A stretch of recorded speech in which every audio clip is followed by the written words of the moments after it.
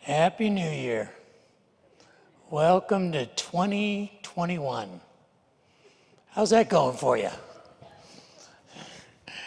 I don't know, but it seems like we're off to a rough start, if you ask me. I kind of feel from time to time like, can we take a mulligan on this one? Can we have a restart of the restart? Can we begin again?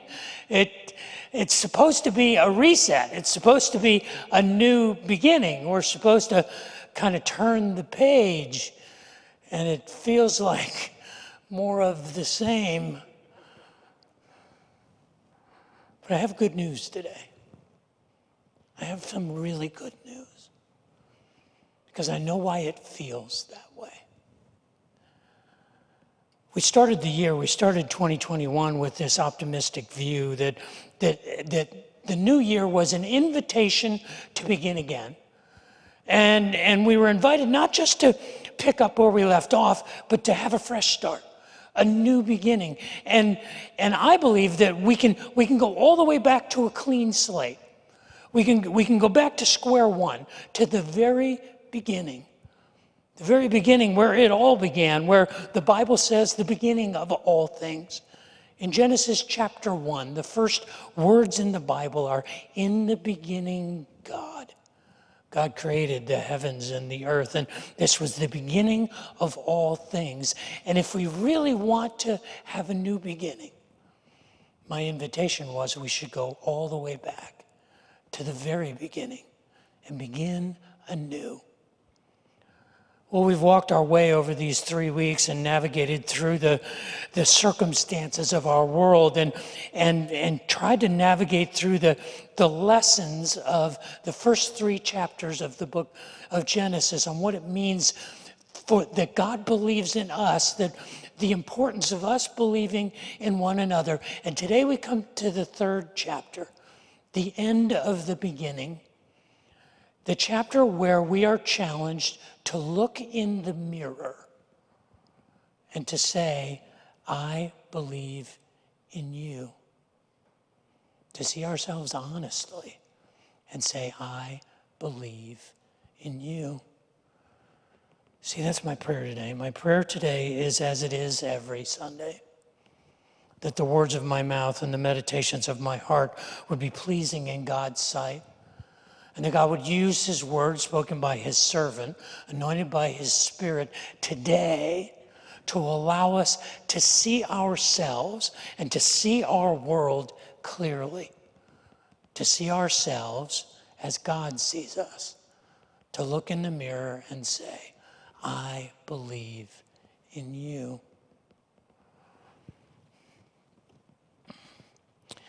When I was 18 years old, I made a decision. And I like to tell people that I made the decision to come to faith in Christ the old-fashioned way. While every head was bowed and every eye was closed, I slipped up my hand and I made my way out to the aisle and I walked to the front of the church. And it was there that I prayed the sinner's prayer. And I was told that in that moment, I gave my life to Christ. And that was over 40 years ago. And you know what? It stuck.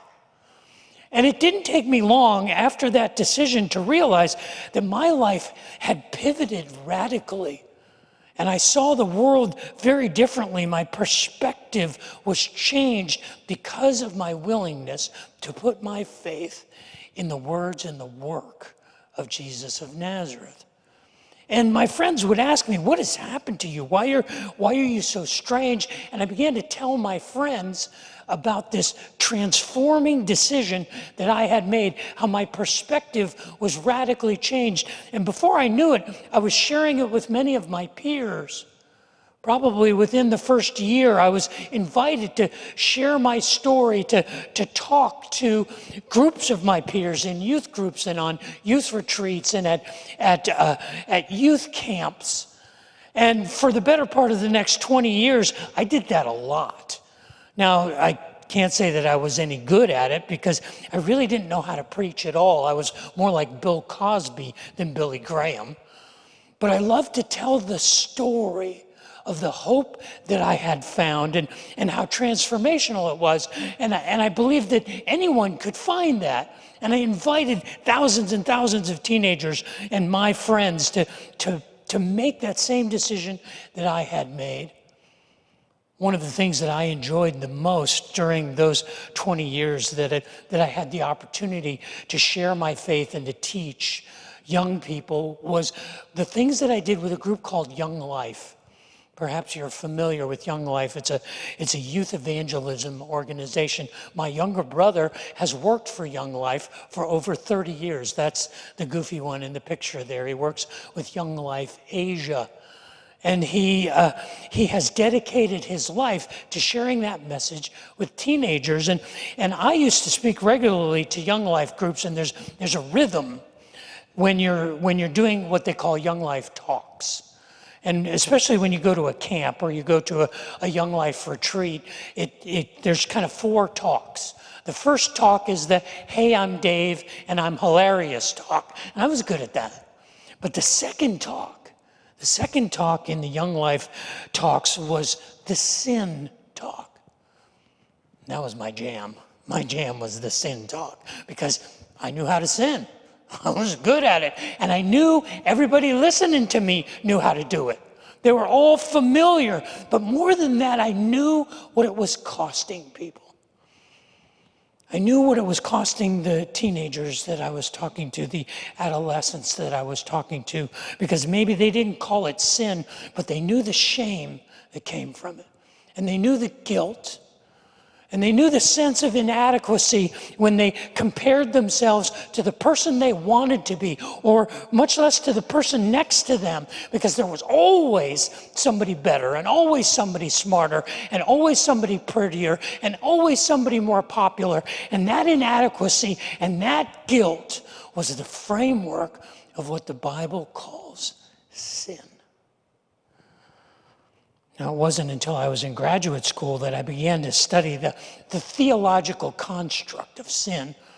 In systematic theology, the study of the nature and the origin of and the character of sin is called hamartiology. It's based on the Greek word amartia, which means to trespass or to cross a line. It's often translated as sin. And as I studied hamartiology, I was learning the traditional classic Protestant, particularly even the Reformed tradition of the nature of original sin. You see, there is a part of hamartiology that says we are all natural-born sinners. We come from the factory broken and in need of redemption. Much of this theological construct was based on the teachings in the Reformation 500 years ago. And sort of the cornerstone teaching of the Reformation was by people like Martin Luther and John Calvin. In 1536, John Calvin published a 2-volume work of his theology. It's called Calvin's Institutes.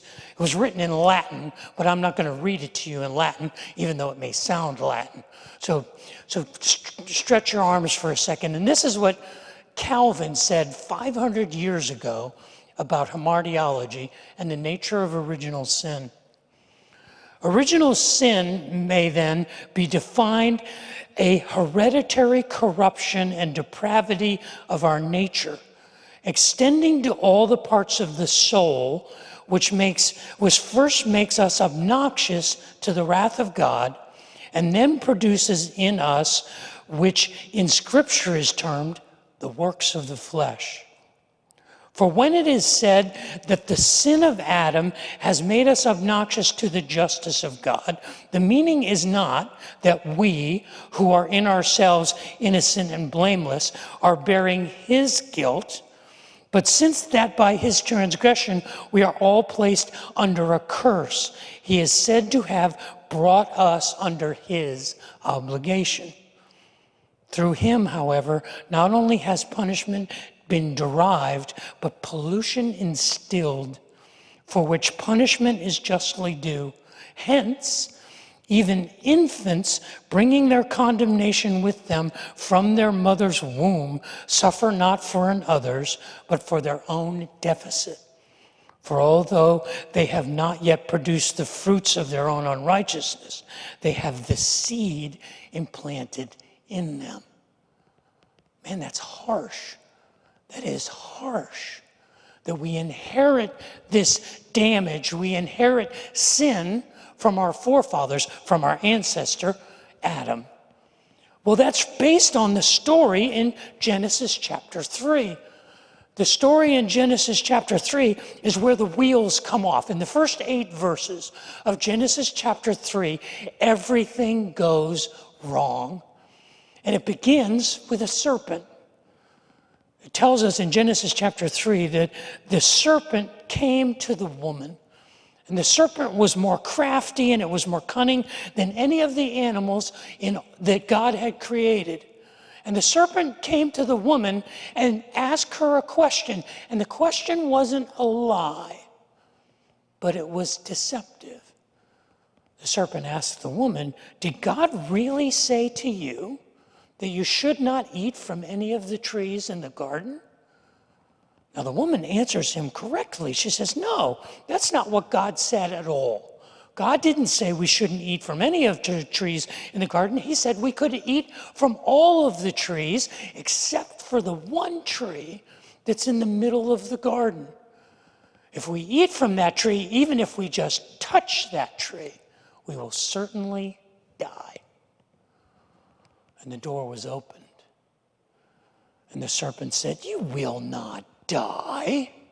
You certainly won't die. The only reason that God told you that is because God knows that if you eat of that tree, you will know everything. You will know everything God knows. You will know the difference between good and evil, and then you will be like God." That's why God doesn't want you to eat of that tree. And at that moment, the tree became so enticing and so tempting. It looked delicious. It looked like it was good for food, and it would make life so much better. And so the woman took from the fruit of the tree, and she gave it to her husband who was with her, and they ate it. And instantly they knew that they were naked, and they felt shame. So they sewed fig leaves together to try and cover their guilt and their shame. And then when God came into the garden in the cool of the day, because of their guilt and shame, they hid among the trees of the garden.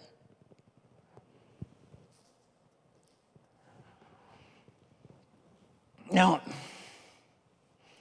what I need you to do, if you're online and you're watching and you're eating your breakfast burrito, I need you to put it down for a second.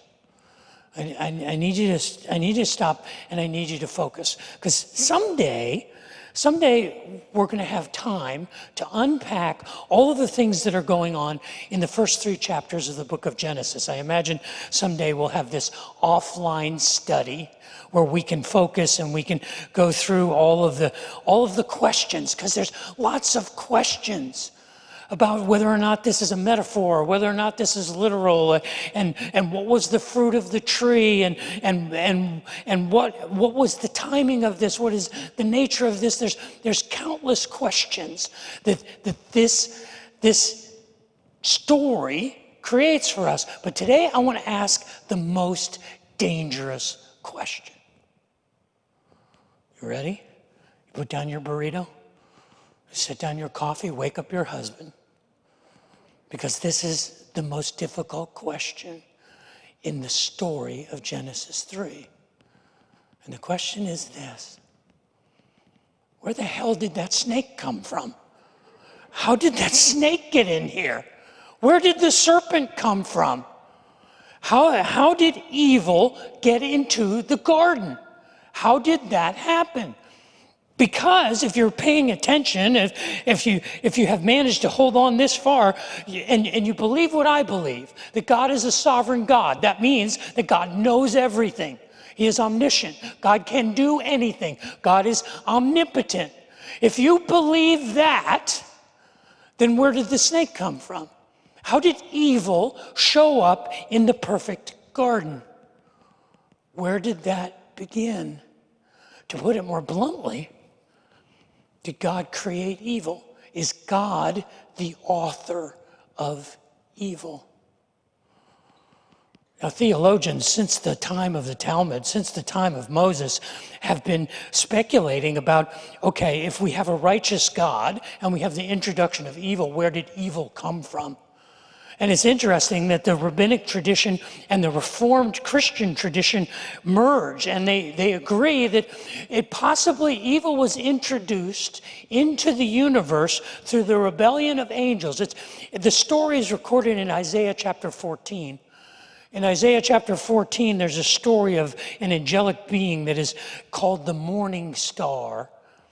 And the morning star says, I will raise myself up above the heavens. I will establish my throne above the stars of God. The morning star says, I will be like God. And that evil introduced into the universe created all of the chaos that we now experience. And theologians understand it as taking place between Genesis chapter 1, verse 1 and Genesis chapter 1, verse 2. That's why the world went from being created to being formless and void, because of the rebellion of the angels. But you don't have to go to law school to connect the dots on that. That doesn't excuse God, does it? If God has the authority and God has the ability to stop evil, and God does not, in a court of law, that association means that you are an accessory to the crime. If not, an enabler of that crime or an actual contributor to that crime itself. So where did evil come from? Did God create it?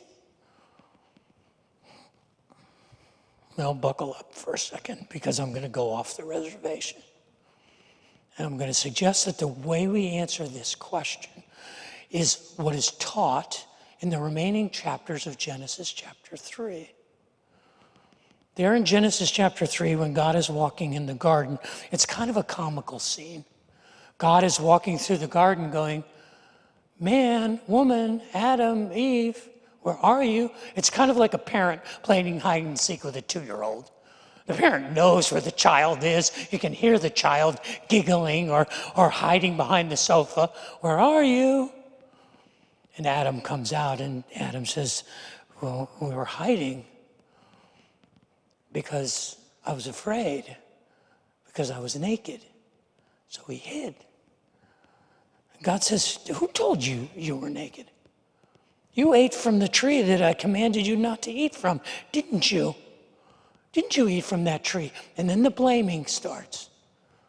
And the man says, yeah, but the woman you gave me made me eat it.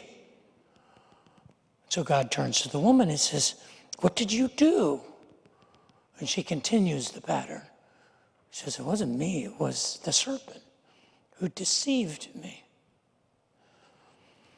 Now, if you're still with me, if you're hanging with me, I need to suggest that in that moment, when the human perception went from everything is good to now there is good and evil, in that moment, everything changed. Everything changed in that moment when the perception of evil was introduced into the perspective of the human race. You see, before that moment, everything was good. Everything was absolutely good. There were serpents in the garden, and there was the tree of the knowledge of good and evil, but there was no reason for human beings to question whether or not everything was good. Because their perspective was unified. It became binary in that moment. And the world went from this perspective that God is in control of everything to a perspective of cause and effect, a perspective of right and wrong, and truth and lies, and good and evil. And it's a matter of perspective, you see. Like, as a parent, if you have an infant, and that infant is crying and expressing this pain, it may be because they're hungry or they're tired. And as their parent, you feed them, and that child is in pain, or that child is uncomfortable, that child soils their diaper, but that is an indication that the parent is going to provide for them. I'll provide you rest, or I'll provide you food, or I'll provide you with a clean change of diaper. When you ask your children when they're growing up, when they're 2 or 3 or 4 or 5 years old, and you say, brush your teeth, make your bed, eat your vegetables. You do these things, why? To punish them? No, you do these things because you're instilling in them goodness. And the child may see it as punitive and it's terrible. I don't want to brush my teeth, and I don't want to eat my vegetables, and I don't want to make my bed. But from the parent's perspective, what the child sees as evil, the parent understands as good. We understand this forensically, but it's what I call a shadow view, because we see it with hindsight. In the rearview mirror, we can look back on our lives and we can see those things that were tragic and that were terrible and that were struggles. And what it birthed in us was something that would not have existed were it not for that trial, were it not for that loss, were it not for that struggle. And we see the good that comes out of that. And so we kind of look at life forensically, and we realize that all things are working together for good. Now, it's reasonable. It's reasonable, if you've managed to hang with me this far, that you would say, so what are you saying, Dave? There's no such thing as evil? The evil isn't real, or even evil isn't really evil? No, evil is evil. Pain is pain. Loss is loss. The darkness in the world is real. It is not our imagination. What is different is how I understand it. What is different is what I know about it and what I don't know. You see, we have this choice in our life, and it's been said that we have this choice to either love what we know or love what we don't know. And if we love what we know, we think we know everything, and we know that this is painful and this is dark, but we don't know why. But if we're in love with what we don't know, we open ourselves to the possibility that even though I don't know why, there could be a reason. There could be a purpose. There could be good that comes from the evil. As Genesis 3 unfolds, it goes on to describe 3 consequences of the choice and the deception in the garden. And embedded in those 3 consequences, in those three judgments, are 3 promises. The first consequences fall on the serpent. God says to the serpent, you are going to eat dust your entire existence. You're going to be despised by all of the other animals on all of the earth. You're going to be disgusting. You're going to crawl on your belly all the days of your life. And I will drive a wedge. I will put what they call an enmity between you and the woman, between the beauty and the life-giving ability that a woman has. And I'm going to give you this conviction of ugliness and death. I'm going to associate you with that. But let me tell you this, that there will be an offspring of the woman, and you will bruise his heel, but he will crush your head. And there in the first days of the beginning, at the end of the beginning of human history, was the promise of deliverance, the promise of a Savior, the promise of a Messiah. The consequences came on the woman as pain in childbirth. You will have pain in childbirth, and you will be married to a pain in the neck of a man all of your life. You will bear the weight of the stupidity of men. because these are men who don't understand what it means to give life, because you alone will understand that. You will have an understanding that the male of this species will never know. And you have a burden that you carry all of your life, and there's pain and there's struggle associated with it.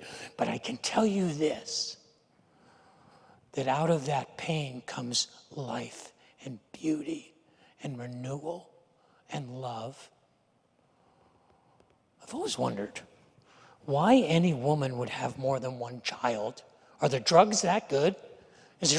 You had another human being growing inside of you, and then you gave birth to that human being. That's like one and done. Everybody told me it was bad. I just went through it, and I know it's the worst thing ever. I'm not going to do it again, knowing what I went through before. And there's some of you that have 2 and 3 and 4 and 5 and 6 children where you're not paying attention.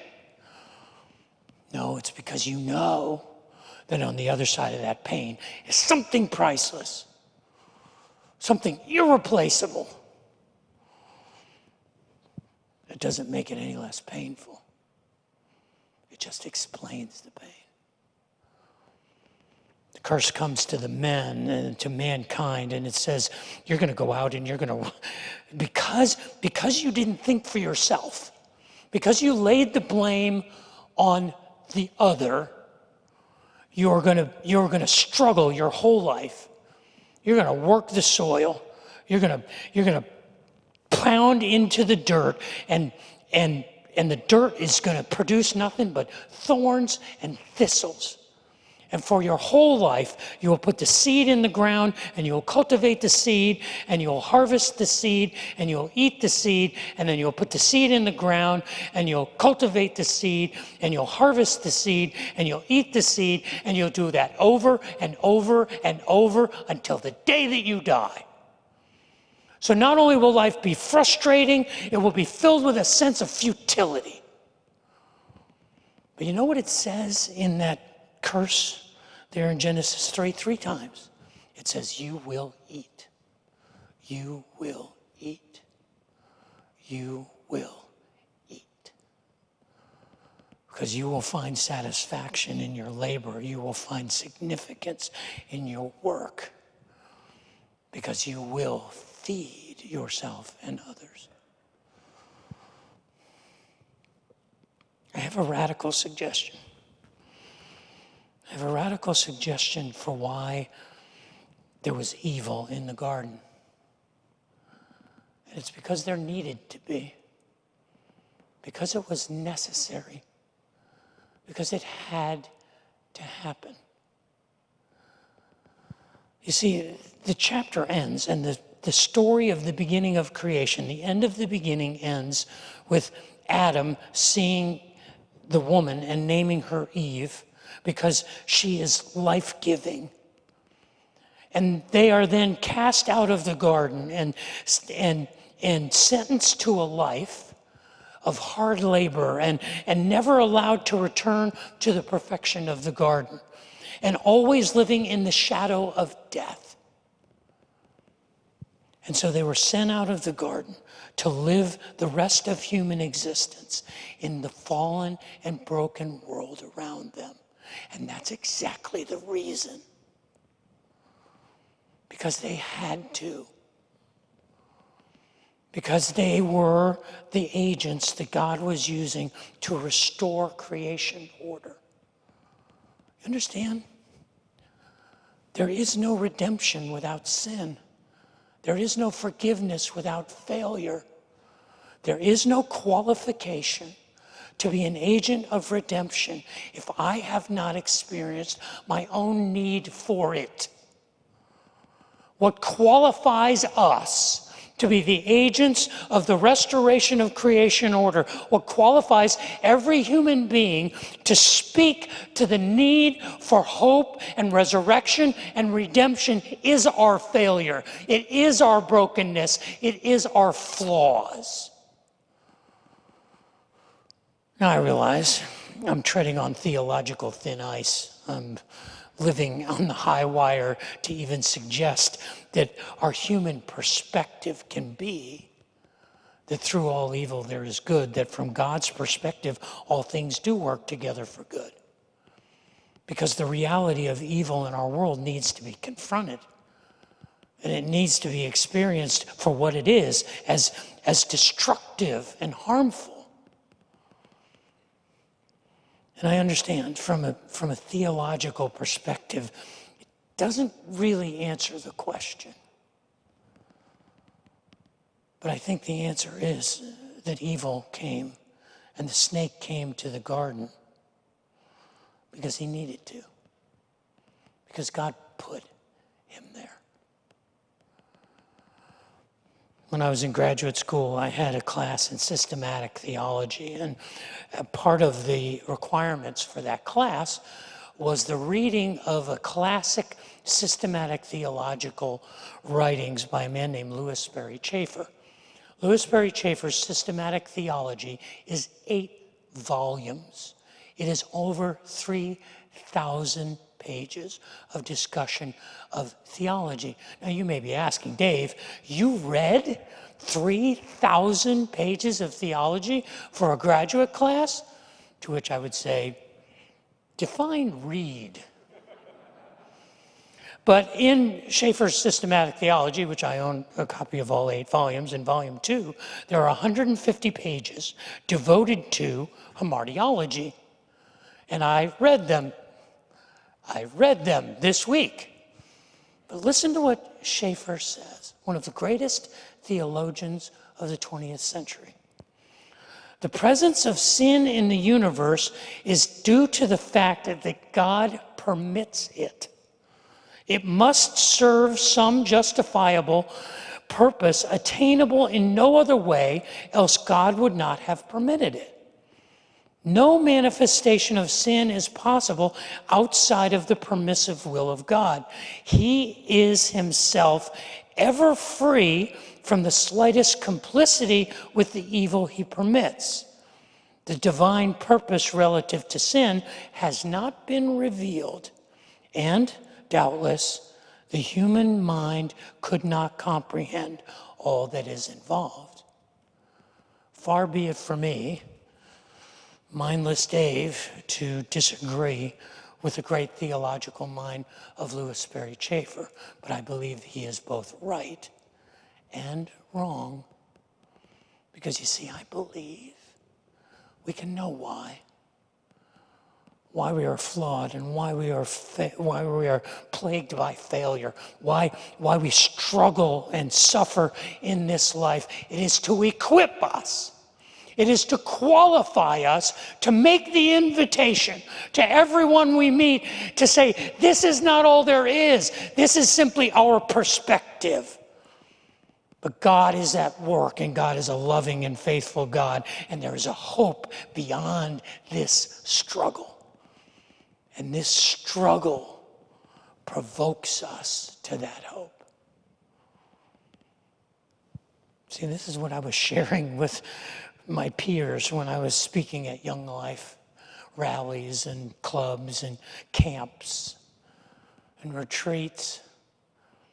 What I was sharing with them was not just the second talk, the sin talk. I was also sharing with them the third talk, because the third talk was the Jesus talk.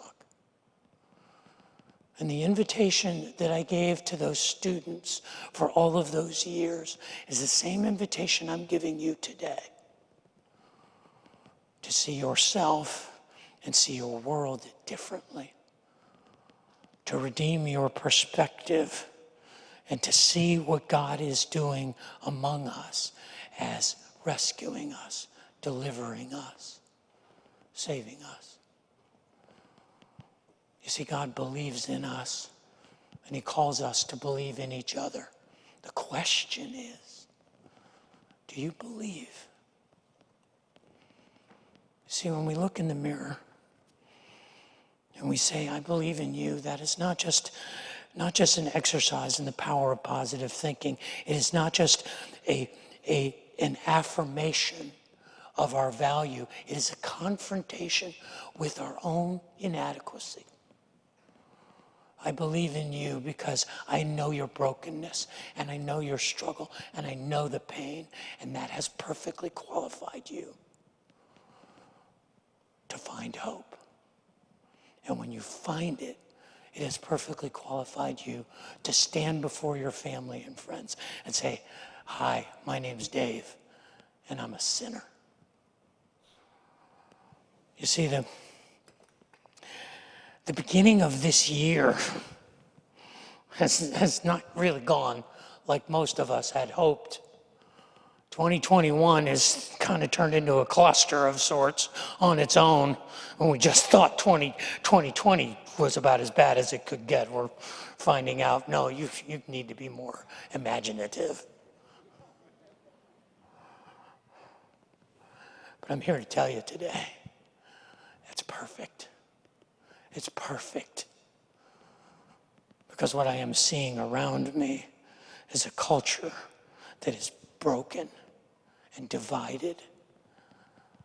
And what it needs, as much as it ever has, are men and women who will see themselves qualified to be the agents of the restoration of God, to be agents of reconciliation and voices of redemption and healing now as much as ever.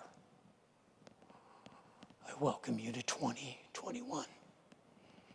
Happy New Year.